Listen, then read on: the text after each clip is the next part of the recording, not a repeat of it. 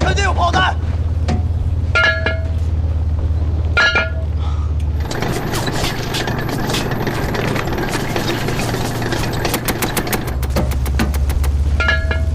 找到了，找到的那是钱啊！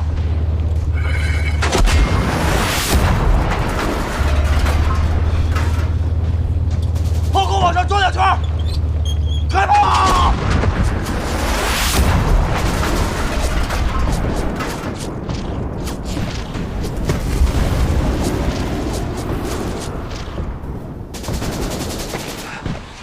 中了，好，再来一发！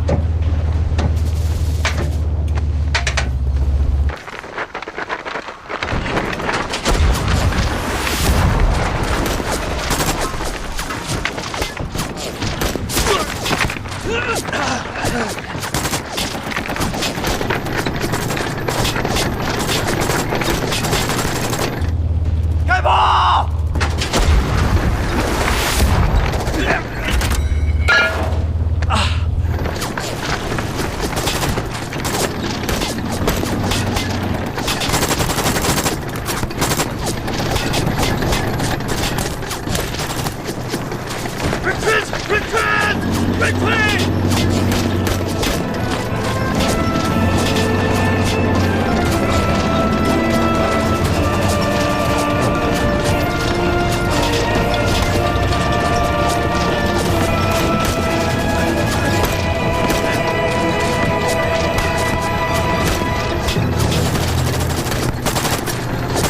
大爷的，我不怕你！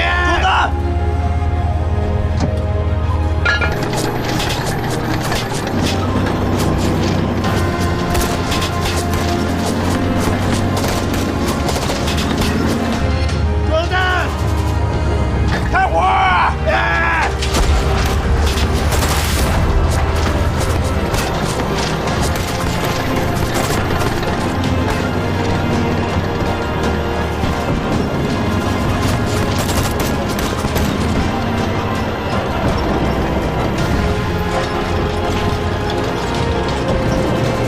敌人撤退了！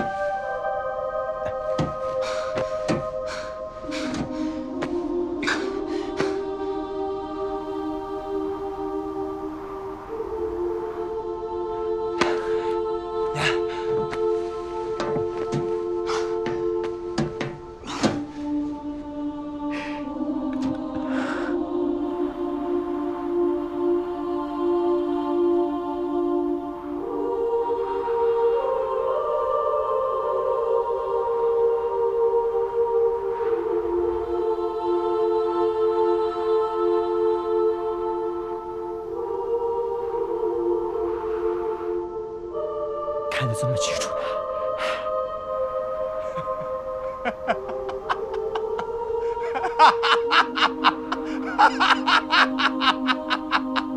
赵贺，这东西怎么弄啊？你造吧！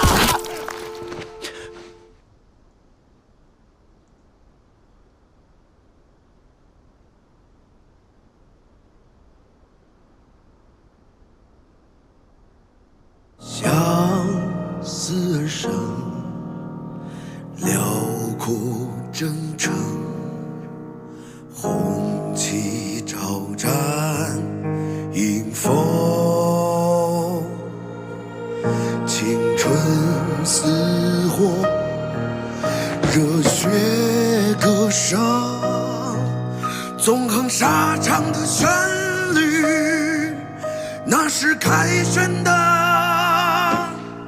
冲锋，为信念。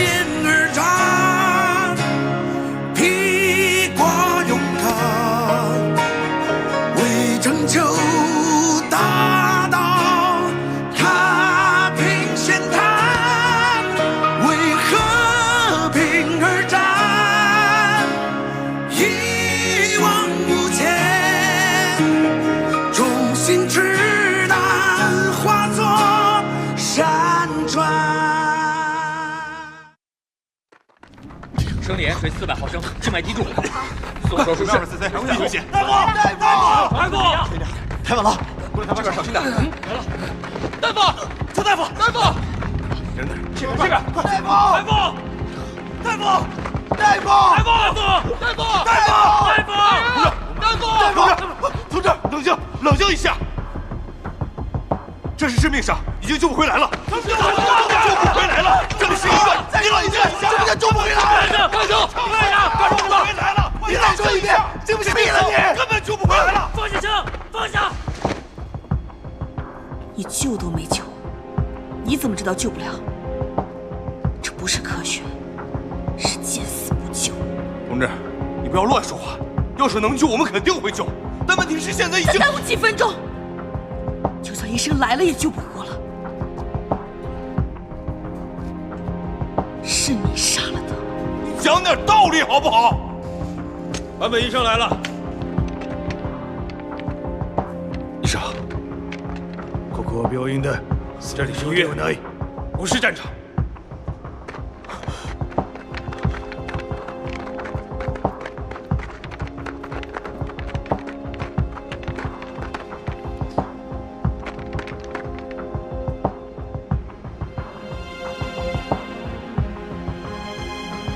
彼の血液型は？他什么学校？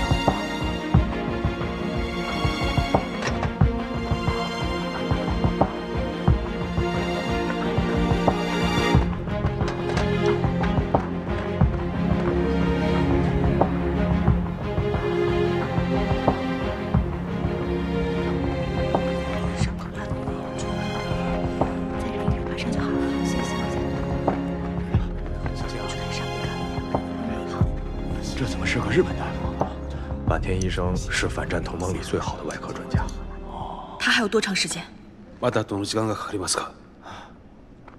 今のこの事故ならばおそらくもって1週間。如果在这里的话，他能坚持1个星期，那就是个奇迹。それも奇跡だ。彼は脳内出血を起こしている。他现在颅内有出血，脑组织和神经组织受损，但是受损的程度不こ同。の血液と私の腕はここが限界だ。在这里没有设备，我也没有这方面的经验。できれば他の病院に移して如果ほしい可以的话，最好让他转院。那到底能救还是不能救啊？你是医生，不能推卸责任。今の彼に必要なのは现在他最需要的是良い設備と良い環境更好的と良い设备、更好的医疗条件、更好的护理，以及良い医者だ。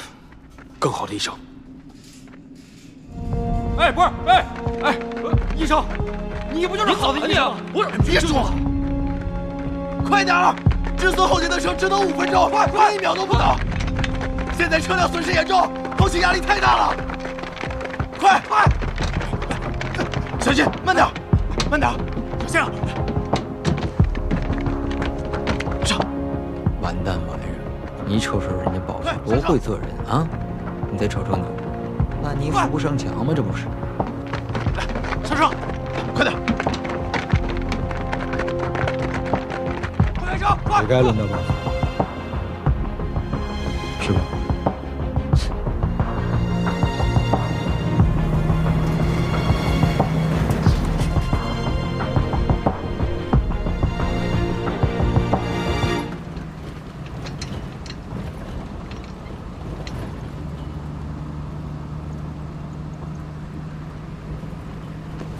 来，我给你举着。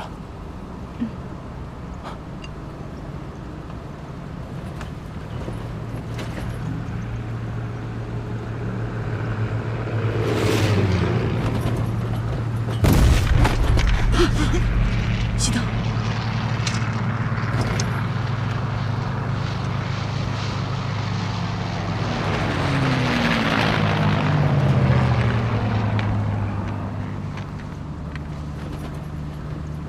离天亮还早着呢，你歇会儿吧。没事儿，你其实不用跟来。这个时候，你应该跟3排在一起。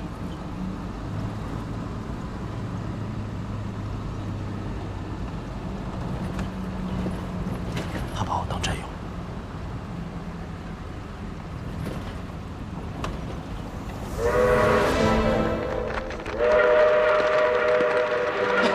快！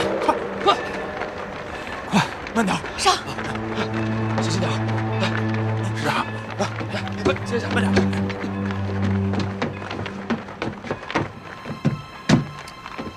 注意体温，每2个小时测量一次体温和血压。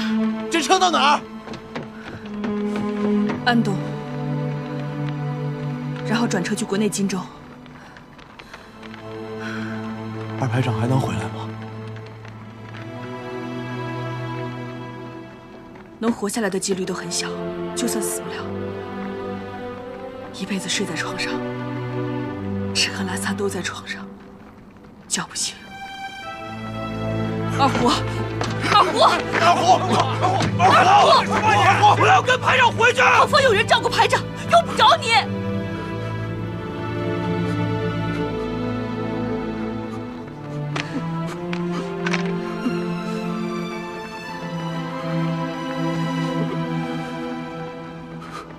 吴班长，二排长真的要成瘫子了。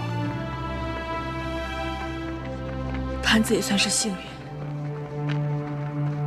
医生说了，最大的可能是命保住了。植物人，植物人，啥意思啊？植物就和树和草一样，活着动不了也出不了声，就这么睡一辈子。那得通知他家里。他老家在成都，现在这么乱，后方政治部未必能联系上。能睡也是福气。排长，排长，排长，排长！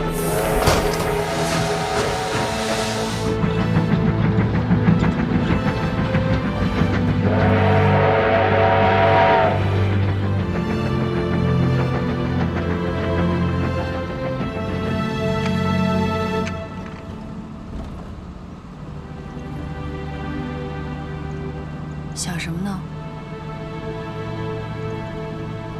啊，想老娘。你老家哪里的？塘沽，海边。我们那边啊，下海的多。我爹活着的时候，家里面有条船，后来他没了，我老娘就给别人补网子。我参军的时候，他哭得不行，就怕我没了，剩下他一个。后来没托人送信回去啊？送过2次。黄堡战役之后，我当了排长，穿着军装，拍了张照片，托人一起送回去。在河南整训又送过1次。让他不要担心，我跟他说，仗快打完了，等打完仗，我就复员，回去陪他。仗打完了，你准备回去干什么？我想把我爹留下那条破船修修，给娘娘上几炷香，车还整神儿。娘娘？我们那边的人都供娘娘。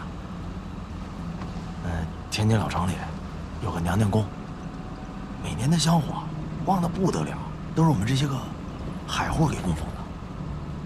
那海上呀，风大浪大，有的时候风平浪静的，转眼就狂风暴雨，那浪比城墙还高，真的是龙王爷打个喷嚏，我们就得歇半个月。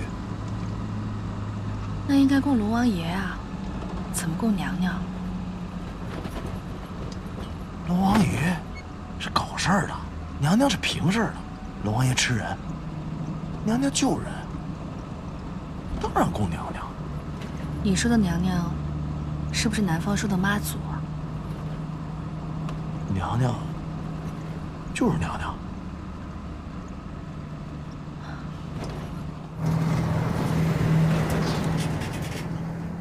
天快亮了，也不知道前面怎么样了。北岸扫清了，估计应该快渡江了。赵和重伤，你又不在，3个排长缺编2个，才这么2天时间，连长和指导员应该会等你回去。天放是老兵，老革命，指挥部队没问题。他不如你。谁说的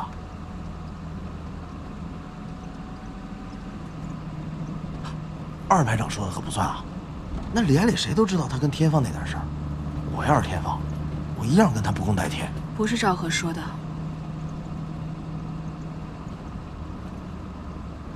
等过了江，估计团政治部就要找你谈话了。提前恭喜了。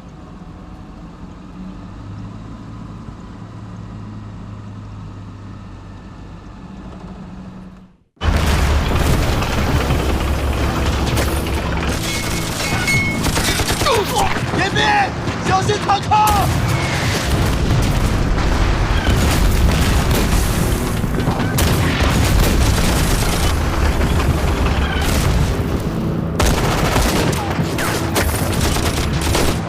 把2个上来！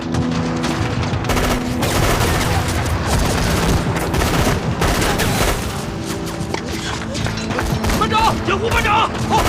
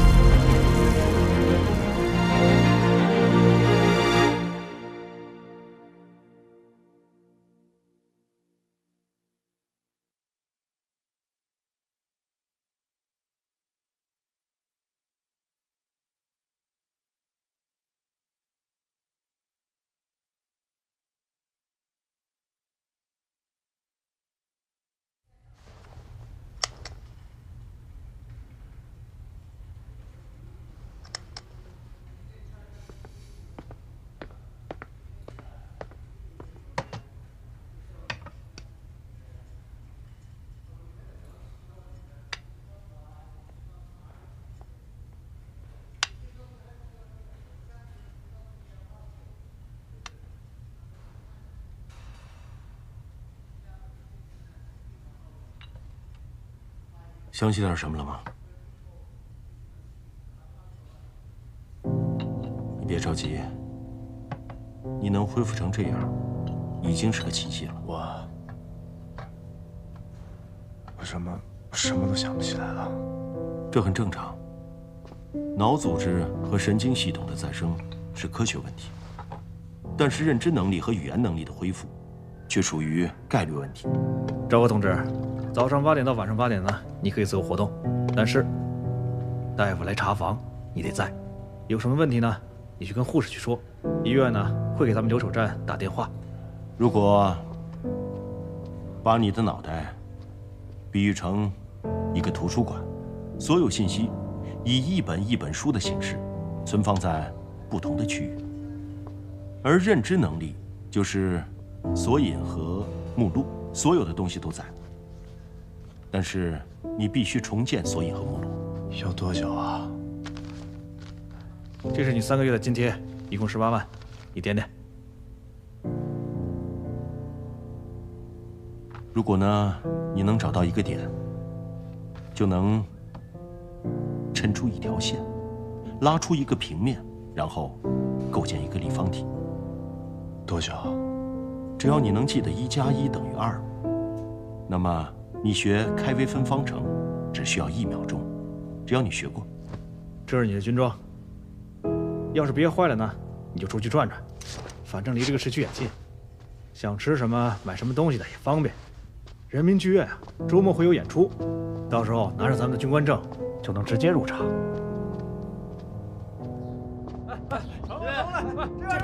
房长有，哎，有了，哎，好，但是你要想起1+1等于2，也许需要1天，也可能需要1个月，甚至可能永远也记不起来。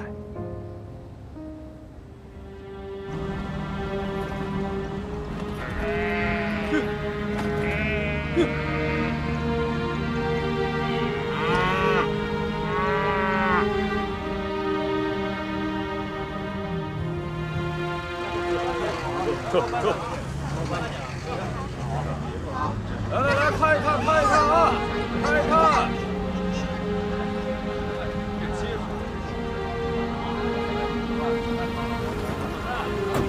就是这儿。有好再来啊！去吧，晚上6点半还在这儿接你。你写这里就可以了。来，下一个。在那边。没有什么问题。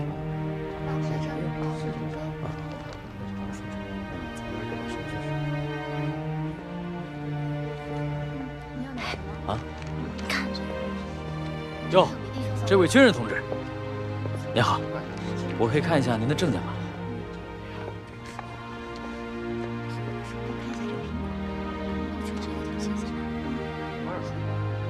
来，排长同志，请随我来。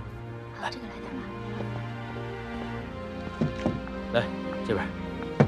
来，让一下啊！来，给您包好。哎，劳驾，谢谢啊。我来吧，哎。哎，各位顾客同志，请大家发扬一下你们的风格，让一下咱们这位志愿军同志先买，好不好？我不买。哎，这边请。来，1张20，颜色亮一点。哎，好。按照咱们的规定啊，前线归来的志愿军战士，凭证的话都有1张20的花布。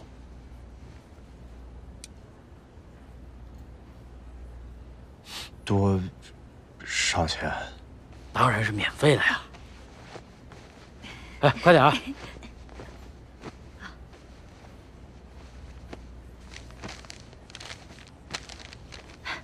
给。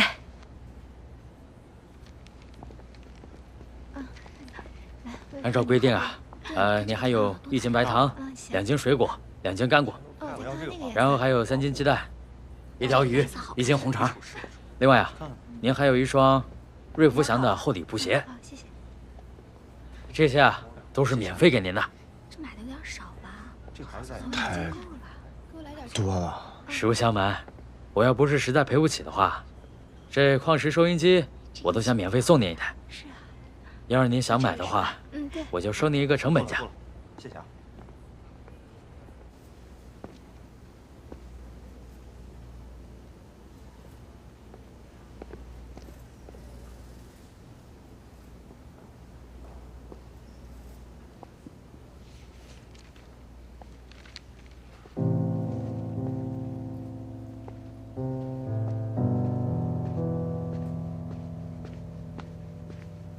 你好，这位同志，请问您的随身物品需要寄存一下吗？啊？您给我吧。好。您放心，东西放在我们这儿啊，一件都不会少的。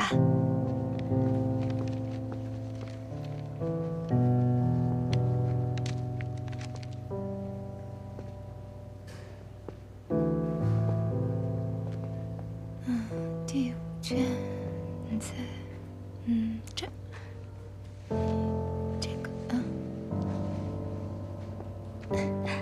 你好，同志，请问你想看点什么书吗？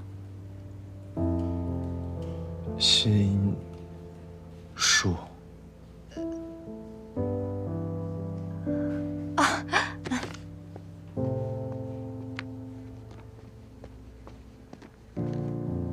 毛泽东选集，1944年。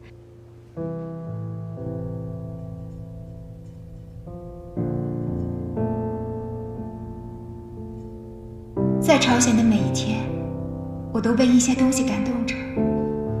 我的思想感情的潮水在放纵奔流着。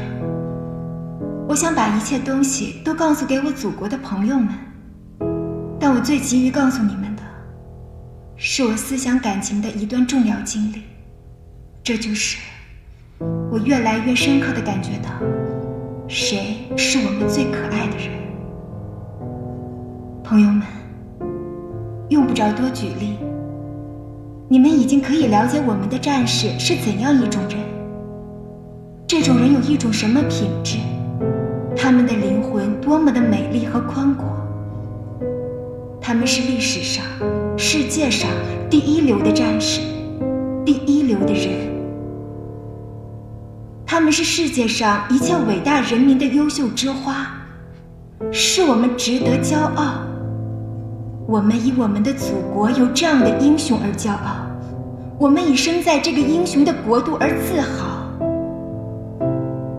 亲爱的朋友们，当你坐上早晨第一列电车驰向工厂的时候，当你扛上犁耙走向田野的时候，当你喝完一杯豆浆提着书包走向学校的时候，当你坐在办公桌前开始这一天工作的时候，当你往孩子口里塞苹果的时候，当你和爱人一起散步的时候，朋友，你是否意识到你是在幸福之中呢？你也许很惊讶地说，这是很平常的呀。可是从朝鲜归来的人会知道你正生活在幸福中，请你意识到这是一种幸福吧，因为只有你意识到这一点，你才能更深刻了解我们的战士在朝鲜奋不顾身的原因。朋友，你是这么爱我们的祖国，爱我们伟大领袖毛主席，你一定会深深地爱我们的战士，他们确实是我们最可爱的人。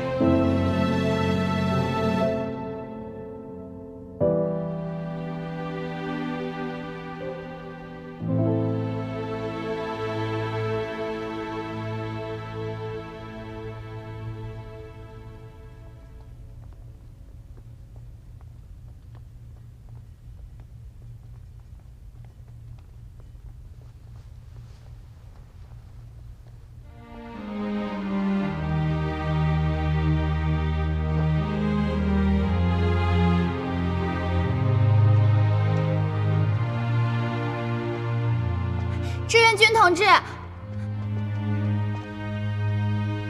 同志，您能给我签个名吗？签什么呀？什么都行。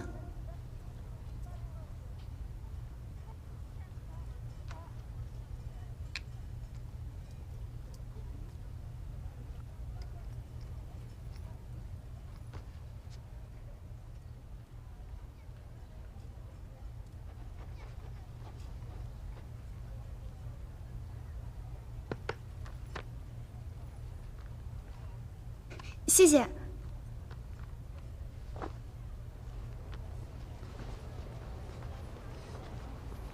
我能给你写信吗？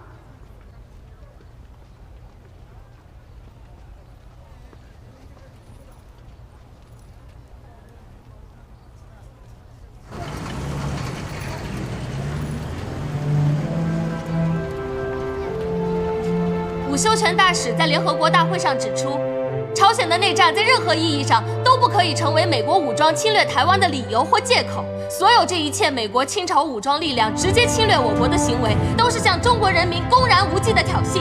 中国人民绝对不能容忍，中国人民从不也永不害怕反抗侵略战争。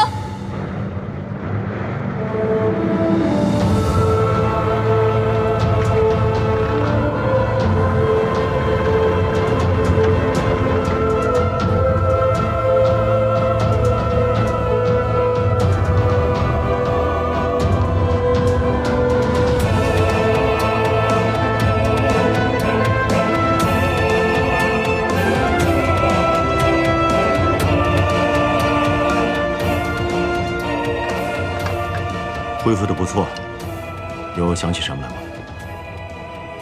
有些人，有些事儿，一直在我这里边晃来晃去。恕我直言，以你现在的身体状况，你恐怕已经不适合继续参加战斗了。你头部的碎片已经取出来了，但是子弹贯穿形成的空腔却是难以修补的。况且从理论上讲呢，那些细小的颗粒是很难通过手术根除的。人的大脑不同于循环系统，那些杂质不可能通过新陈代谢自动排出，也就是说，你这一辈子都要带着它们过活了。那我还能活多久啊？这我不知道。人的大脑是一个复杂的系统，从医学上来说呢，哪怕是切除1/5，你仍然可以活着。况且实际上，你往这个系统里面扔一颗黄豆，也可能把它卡住。到目前为止，我要跟你说的是，你的外伤已经痊愈，但是呢，后遗症、并发症随时可能发生。以后你可能会没灾没病，平平安安的活100年，但是也可能在明天早上死于脑溢血。但是最大的可能就是，你脑中的残留物会在某种程度上引起思维障碍。其实啊，在某种意义上来说，现在的你并不是个完整的你。那我还能回去吗？回哪里啊？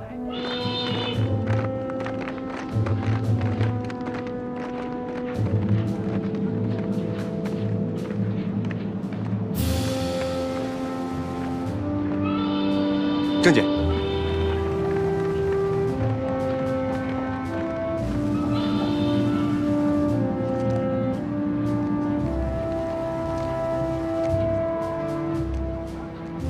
跟我来吧。给这位排长同志让个位置，他是上尉归队。0200刘守初，来吃饭。来吃饭。白面的白，老师的师，模范的范，白师范。走吧。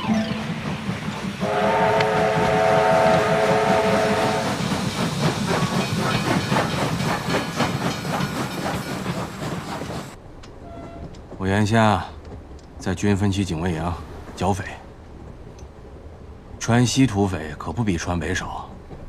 我也是排长。部队开拔的时候，我还在医院。后来追到泊头，紧赶慢赶，还是没赶上。哎，你是从前线下来的？仗打完了吗？不记得了。啊？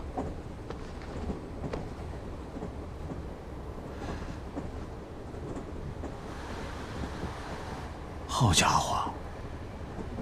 你真命大呀！你这是怎么回事啊？嗨，手榴弹炸的。当时首长就在车上，我们军的老政委，行署主任。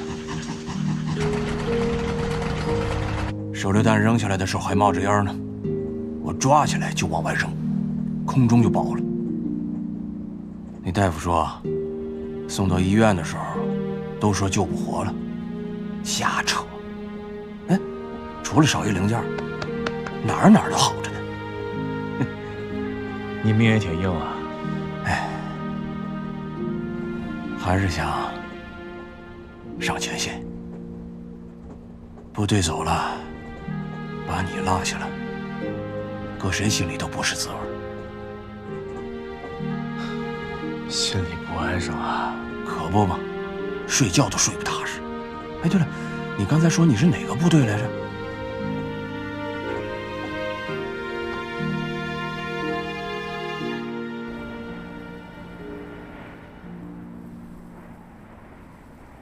这个姓马的啥来头啊？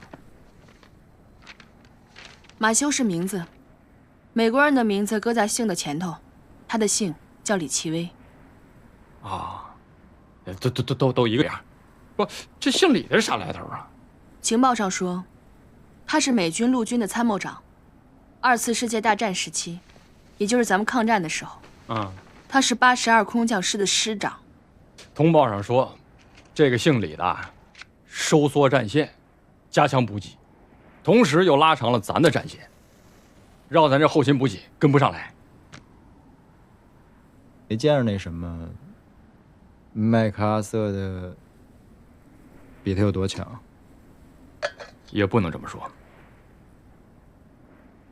咱是10月底过的江，40多天咱就收复了平壤，70多天咱就攻克了汉城，然后呢，仨来月，咱就沿着这汉江来回拉锯，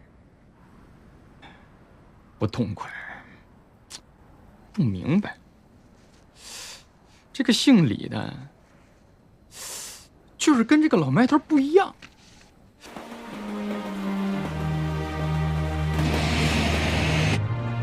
李奇微和麦克阿瑟不一样，他是伞兵出身，考虑问题的时候更注重战斗相关的细节，气候、地形、兵力、火力、对手的特征、敌情、我情这些个因素。麦克阿瑟将军是从战略层面上来考量，而李奇微是从战术层面上来考量。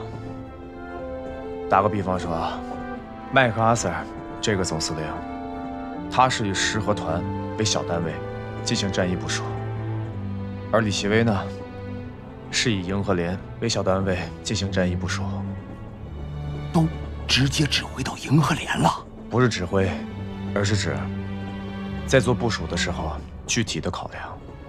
也就是说，对于底下的部队所遇到的具体困难和具体问题，麦克阿瑟顶多考虑到师长和团长一级，而李奇微能考虑到营长和连长一级。那为啥？因为他是伞兵啊。伞兵？这伞兵又咋了？一个师的兵力就这么从天上这么飞下来，很有可能会分散在几十公里甚至上百公里的范围内。也就是说，在这样的作战条件下，如果你是师长，从飞机上跳到地面上以后，你指挥的很可能不是一个师，不是一个团，甚至不是一个营，而是一个连，甚至一个排。啥玩意儿？一个排？那他这师长还咋当啊？没办法，事实上，能有一个排就不错了。在空降作战当中，就算一个师长身边连一个兵都没有，身上一把枪都没有，都是很正常的。因为一架 C-47运输机最大的运载兵力，也就是一个排，而且这一个排跳伞的时候，还未必都能跳到同一个地方。作为指挥员，也只能因漏就捡，能收拢多少兵力，就使用多少兵力来作战。有收拢一个排就用一个排，有一个班就用一个班。所以说，一个步兵师的师长可能早就忘记了如何当好一个连长，但一个伞兵师的师长，无论在任何时候都必须是一个合格的步兵连长。呀，不是，你咋懂这么多呢？